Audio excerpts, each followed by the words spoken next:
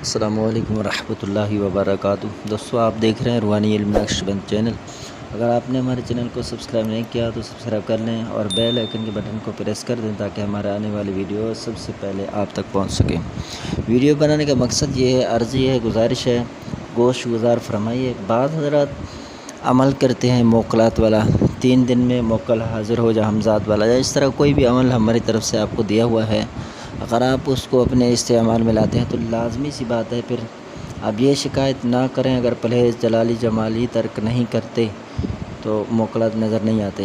تو آپ پر لازم ہے، اگر اس طرح کے اعمال آپ شروع کر رہے ہیں کہ آپ واقعی غیبی مخلوق کو دیکھنا چاہ رہے ہیں، تو پھر آپ پر لازم ہے کہ آپ پرہیز جلالی اور جمالی کے تمام شرائط کو بجا لائیں۔ انشاءاللہ عز و جل اس سے ہوگا یہ کہ آپ کے عمل میں تاثیر ہوگا اور آپ کو غیبی مخلوق وہ بھی نظر آنا لگ جائے گا۔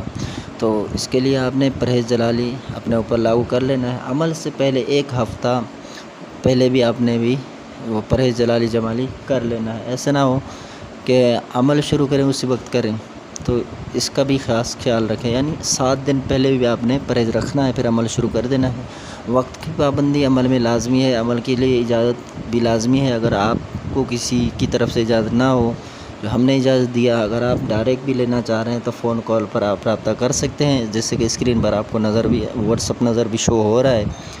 تو جو بھی مسائل ہوں آپ پوچھ کر پھر کریں۔